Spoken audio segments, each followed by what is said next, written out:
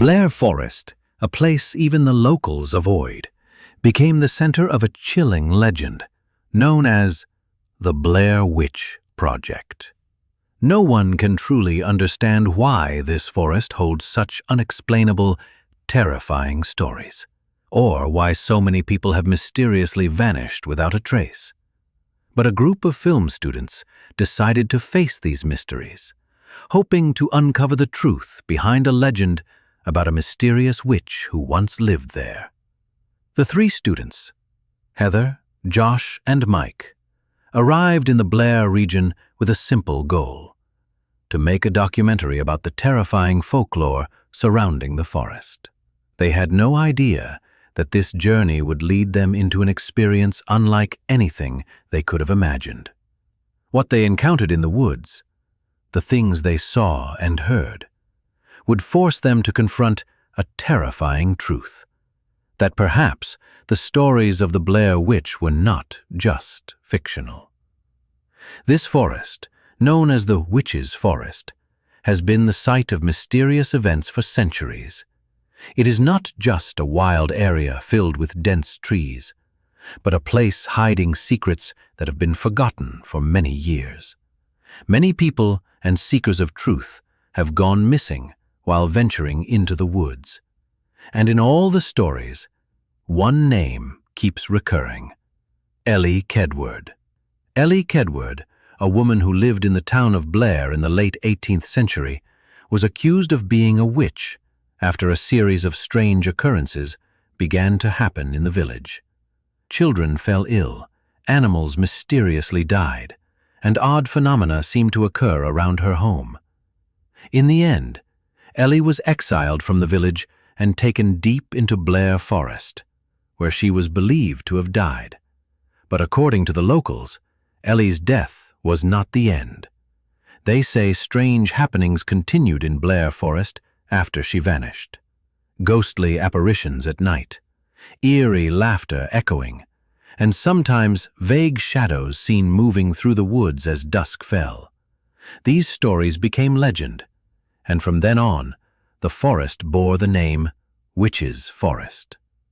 Heather, Josh, and Mike embarked on their journey into the forest, firmly believing that all the stories about the Blair Witch were just folklore. They carried a camera, hoping to capture some interesting footage about a spooky old tale.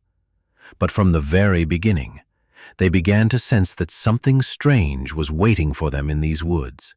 As they ventured deeper into the forest, they felt the oppressive silence. The air thickened, as though some unseen force was watching them from afar. Their footsteps seemed swallowed up by the stillness of the woods. An indescribable feeling crept over them, like they weren't the only ones in the forest. Things began to take a strange turn on their first night. After setting up camp and preparing everything, Heather, Josh, and Mike sat around the campfire, trying to capture someone was walking around their campsite. Then the noise became more distinct, as though footsteps were moving closer. Josh, usually the least afraid of the group, decided to venture out to investigate. But when he stepped into the darkness outside the camp, the footsteps suddenly stopped. He turned to look, but saw nothing. He couldn't even find any traces of footsteps on the wet ground, despite the rain. When Josh returned to camp, everything was still. However, when he looked back at the dark forest, he felt like something was watching him. A cold shiver ran down his spine, and when he turned back to face the camp, the firelight flickered, but the shadows in the forest remained inexplicable. That night, when Heather woke up in the middle of the night due to a strange noise, she saw a figure of a woman standing just a few meters away from the camp. The figure had no legs, and when she moved closer, it vanished into the air. Heather only heard faint, eerie laughter echoing in the wind. The following morning, the atmosphere was thick with unease. The group hadn't slept much, each person haunted by the events of the previous night. They tried to brush it off as their minds playing tricks on them, but deep down, they knew something was wrong. The first signs of trouble came when Josh went missing. He was supposed to wake up early and help with the morning setup, but his sleeping bag was empty. No trace of him was left behind. At first, Heather and Mike thought he might have gone out to scout the area or check the camera equipment they had set up. But as the hours ticked by and there was still no sign of Josh, their worry began to escalate. Mike and Heather retraced their steps from the previous night, calling out Josh's name, but there was no response. The woods had grown eerily quiet, with no sounds of animals, no rustling of leaves, only the oppressive stillness surrounding them. They ventured deeper into the woods, following the path they had taken when they first arrived. But the forest seemed to have changed. What had felt like a well-defined trail the day before now appeared, convoluted and twisted. Trees seemed to bend in unnatural angles, and the ground felt softer, as though the forest itself had shifted. Strange detail. As Heather and Mike stumbled through the dense underbrush, Heather stopped dead in her tracks. She noticed something, a faint blood-red handprint smeared across the trunk of a tree. It looked fresh, as if someone had left it there only moments ago. But the woods were empty. No one else had passed by. In a panic, Heather cried out, "Josh!" But the forest swallowed her voice. They hurried on, desperately hoping to find their friend, but it was then that they stumbled upon something they couldn't explain. Josh's camera. It lay in the middle of the trail, abandoned, its lens cracked. Mike knelt down to pick it up, his fingers trembling. As he held the camera in his hands, he felt a chill run through his body. He turned it on, hoping to see something that could explain Josh's disappearance. The screen flickered, and then they saw it. The last footage Josh had taken. The image was shaky, distorted, but there was no mistaking the terror in his voice. In the video, Josh could be heard whispering in a frantic tone, "I think I saw something. No, it saw me." The camera shook violently as Josh ran, breathing heavily. In the background they could hear whispers, soft, unintelligible murmurs that seemed to grow louder and more urgent. And then, in the final moments of the footage, the camera dropped to the ground with a loud crash, and everything went dark. Disturbing detail. Before the video ended, they could hear Josh scream in pure, unrestrained terror. His scream was cut off abruptly, and there was silence, followed by a faint, distant cackle, so chilling it sent a shiver down their spines. The hairs on the back of Heather's neck stood up. With no explanation for Josh's disappearance, Heather and Mike were left with a growing sense of dread. They couldn't shake the feeling that something, or someone, was watching them. The forest, which had initially felt like an adventure, now seemed like an ominous, suffocating trap.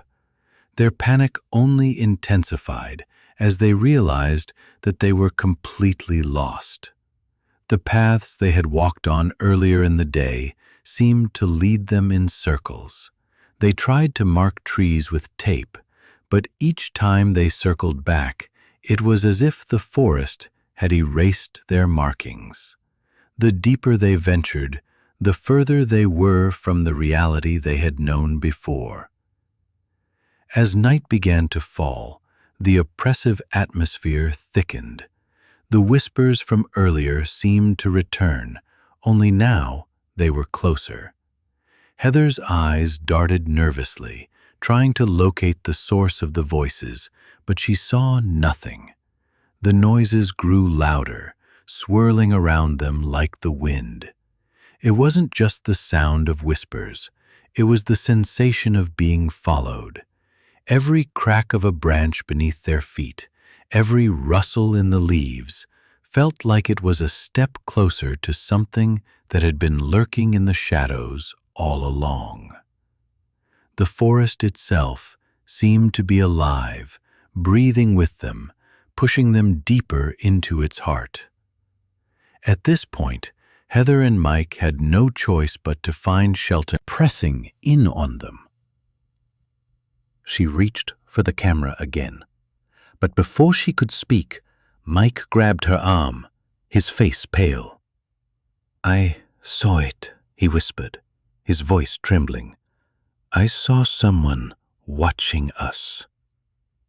Heather's heart pounded in her chest.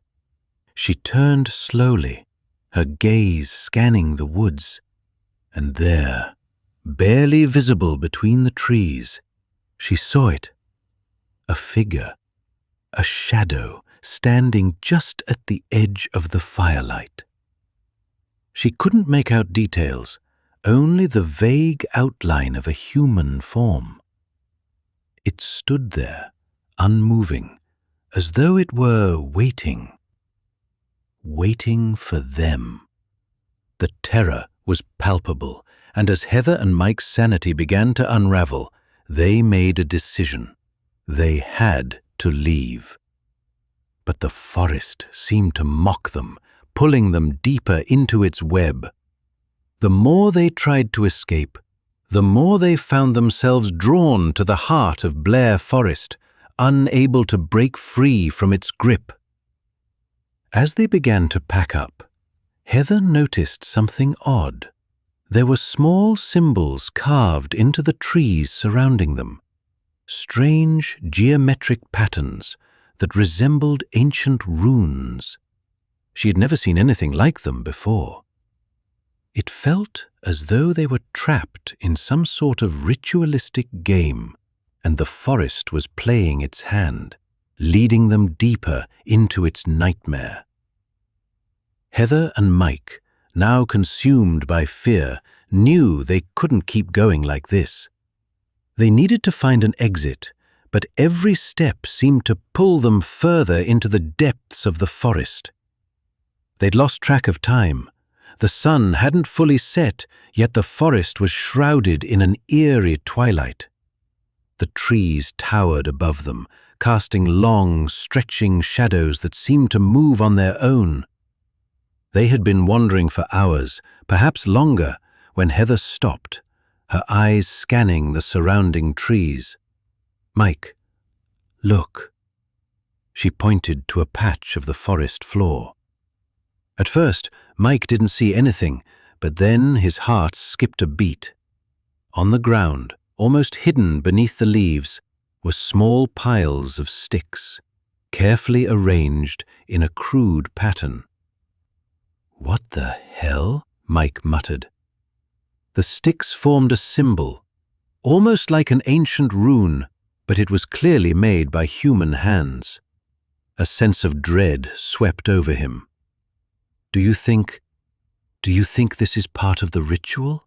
Heather whispered, her voice trembling. Before Mike could respond, a sudden, sharp crack of a twig pierced the silence, followed by the unmistakable sound of someone or something moving through the underbrush. Mike froze.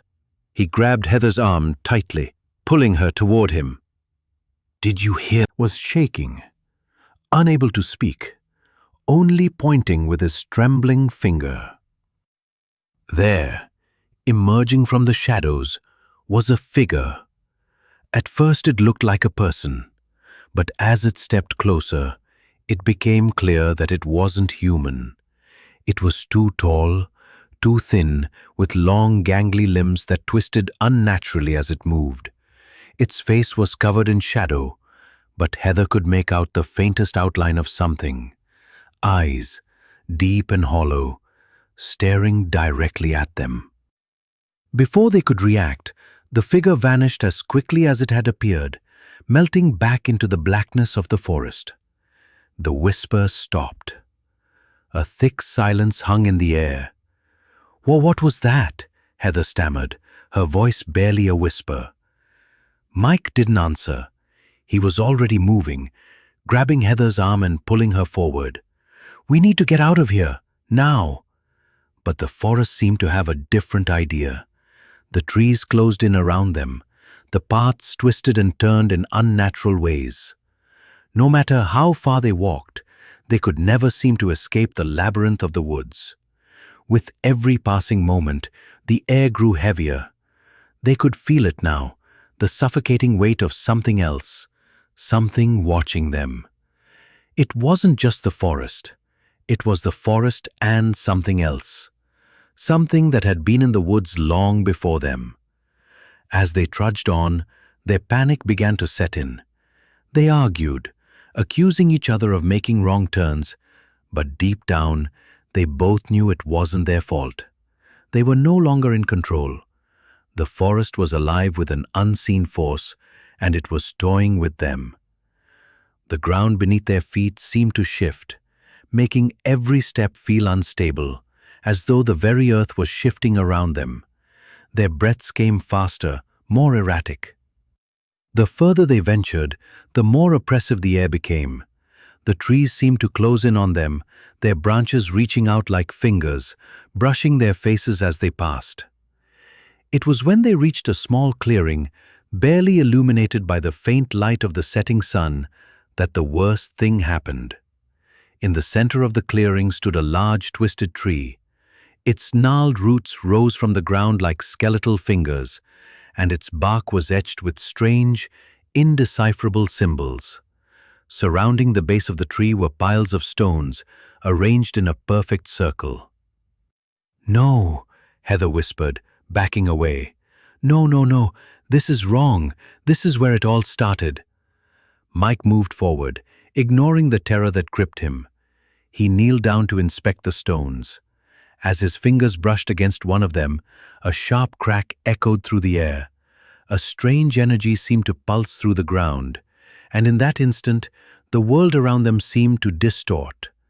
The trees shook, the air rippled with an unnatural chill, and then a scream, though it was coming from within their own minds. Heather covered her ears, but it didn't help. The scream was deafening. And then, from the darkness, it emerged again. The figure stepped out of the shadows, its form even taller now. It was no longer a human shape, but something twisted, malformed, a grotesque being made of shadows and bone. It had no face, only dark, hollow spaces where eyes should have been. Its limbs were impossibly long, bent at odd angles, and it moved with a jerky, unnatural motion. Heather stumbled backward, her heart racing. "This is it," she whispered, tears streaming down her face. "This is the witch." Mike stood frozen, unable to move. The creature's presence was suffocating, filling the air with an ancient dark power that seemed to drain all hope from him. The creature tilted its head, and though it had no visible eyes, Heather felt as though it was staring directly at her. Then it spoke, its voice a chorus of whispers echoing in their minds. "Leave, or join her." Heather and Mike were paralyzed with fear. The thing before them was not something of this world. It was something ancient, something that had been here long before them and would remain long after they were gone. The air grew thick, and the whispers intensified, surrounding them. They knew they had no choice. They could either run or stay. But the woods didn't want them to leave. The air grew impossibly heavy as the creature loomed in front of Heather and Mike. The darkness of the forest pressed in on them from every direction, the trees now towering like dark giants, casting shadows that seemed to reach for them. The whispers were deafening, and Heather could feel them crawling under her skin, invading her thoughts. She tried to take a step back, but her legs felt like lead, frozen by the intense fear that gripped her. Mike was still standing there, barely breathing, his eyes locked on the creature, no, the thing, that towered before them. "Leave, or join her," the voice echoed again, a mix of whispers and guttural growls, as though it was coming from every direction at once. Heather could feel her mind cracking under the weight of the words. Join her? The creature, or whatever it was, tilted its head in a grotesque fashion, as if to study them. Its limbs twitched unnaturally, its form almost liquid, shifting between shadows and shape. "What do you want from us?" Mike finally managed to choke out, his voice trembling. The creature did not respond immediately. It simply stood there, watching them, its hollow eyes unblinking. The silence that followed was even more terrifying than the whispers. And then, with sudden speed, the creature lunged toward them. Heather screamed as she grabbed Mike's arm, pulling him toward the edge of the clearing. Very land itself was working against them. No matter how fast they ran, they kept coming back to the same place. The twisted tree, the stones arranged in a perfect circle. Mike collapsed onto the ground, gasping for air. Heather collapsed beside him, her breath coming in short, shallow gasps. They both turned to look at the stone circle, now glowing faintly with a dim, unnatural light. "What is this place?" Heather asked, her voice a mere whisper. She felt as though the very air around her was alive, vibrating with a strange energy. It was as if the ground itself was calling to them. Mike shook his head, sweat dripping from his face. "It's the ritual," he said, his voice hoarse. "The witch. This is where it all happens." Heather looked down at the stones. They weren't just arranged randomly. They were part of something ancient. A ritual that had been performed over and over for centuries, drawing the souls of the lost, feeding the dark force that controlled the forest. Suddenly, the ground beneath them began to rumble. The earth cracked open, revealing a black, gaping hole. The air grew colder, and the whispering voices became louder, almost deafening. They could hear them now, hundreds of voices, all speaking in unison, calling them. "No," Heather whispered, shaking her head. "We need to leave." But it was too late.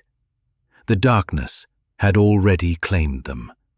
The moment Heather and Mike stepped back, the ground beneath them shifted violently. The tree roots from the twisted tree shot up from the earth like snake-like tendrils, wrapping around their legs, pulling them toward the center of the ritual. Heather screamed as she tried to break free, but the roots tightened around her body, pinning her to the ground. Mike fought to move, but his body was paralyzed by fear. He reached out for Heather, but the roots had already wrapped around his legs, pulling him closer. "No, please," Mike cried out, his voice panicked. But the creature, the witch, had already appeared behind them. Its form flickered like a mirage, an embodiment of shadow and terror. It loomed over them, the hollow eyes now staring into their souls.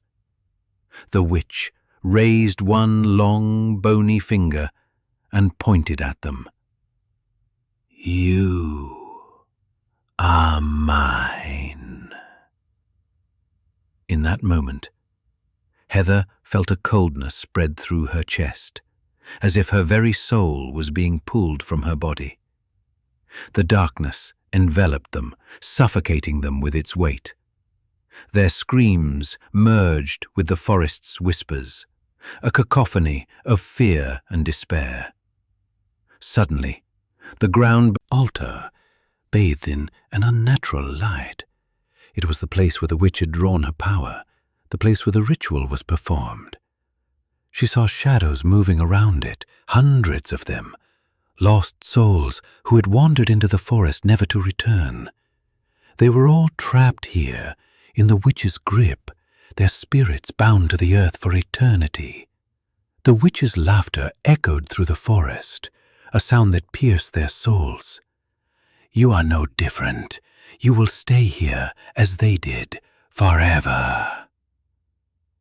In that moment, Heather realized the terrible truth. The Blair Witch was not just a legend. She was real, and the forest itself was her prison, her domain. The ritual was not just a part of the legend.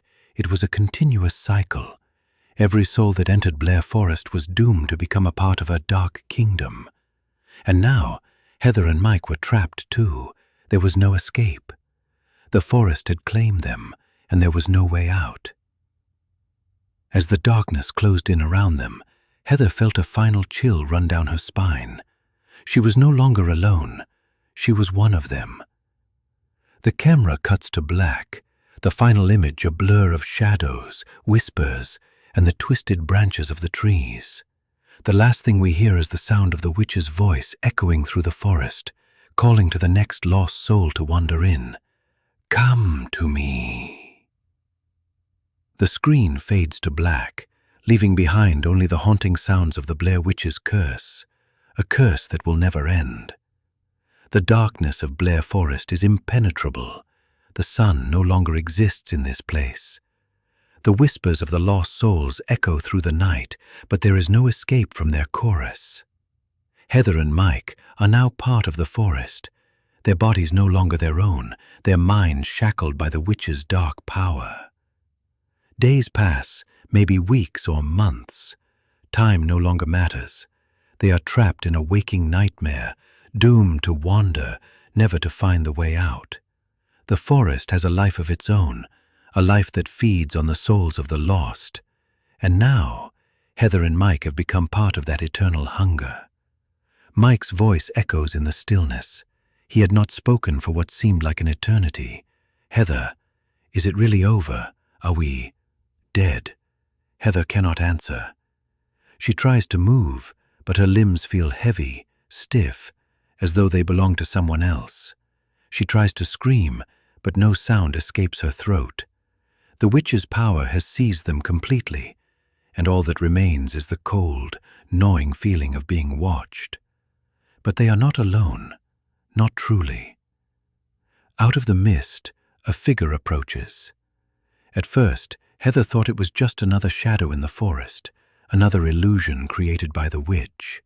But as it drew closer, she realized it was someone she knew, someone she thought she had left behind. It was Josh. His face was pale, gaunt, his eyes hollow. "Josh!" Heather cried out, but he did not respond. He simply stood there, staring at them, his lips moving, but no sound came out. "Heather," Mike whispered hoarsely, his voice full of terror. "He's one of them now." The realization hit Heather like a cold, sharp blade. Josh was no longer alive. He had been consumed by the forest, just as they were. He was another lost soul trapped in the endless cycle of the Blair Witch's curse. A soft, almost melodic whisper suddenly filled the air, as though it were coming from every direction at once. The words were incomprehensible, but the meaning was clear. The witch was speaking to them.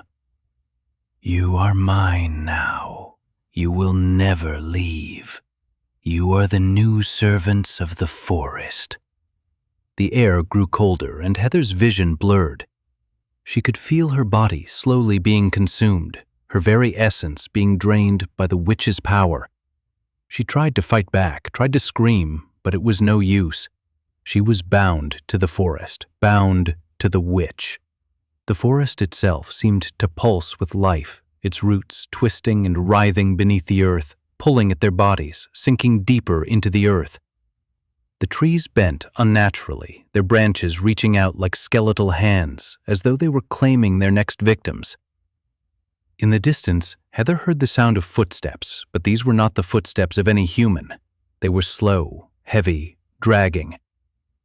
And then she saw it, another figure emerging from the mist. This one was different. It was larger, darker, its features distorted and grotesque. It moved like a shadow, its limbs long and twisted. The air around it seemed to grow colder, more suffocating. And then Heather realized the witch had come for them. The witch's form slowly took shape, a figure that was both beautiful and terrifying. She stood tall, her long, flowing hair dark as night, her eyes glowing like burning coals. Her skin was pale, almost translucent, and her hands were long and delicate but sharp, like the claws of a predatory animal. Heather could feel her heart race as the witch stepped forward, her eyes locking onto Heather's. The whispers grew louder, filling her mind with thoughts she could not control. The witch was inside her mind now, controlling her thoughts, twisting her reality. "You are mine," the witch whispered, her voice like silk. "You will never leave me. You will remain in this forest, serving me for eternity." Heather tried to resist, tried to push back, but it was useless. The witch's power was overwhelming, all-consuming. She could feel herself slipping away, her identity fading as the witch's presence filled her every thought. Mike fell to his knees beside her, his body trembling. I can't. The witch smiled, her lips, his words indistinguishable, but filled with despair. Mike's cries echoed through the forest, but there was no one to hear them. The witch had claimed them all. The forest was silent again, the darkness settling over it like a thick blanket. The trees stood tall and still, their twisted branches reaching into the sky. But now, the air was heavier, darker, more oppressive. The lost souls that wandered the woods had nowhere to go. They were trapped, just as Heather, Mike, and Josh were. They would serve the witch for eternity, their fates sealed by the curse of the Blair Witch. And so, the cycle continued.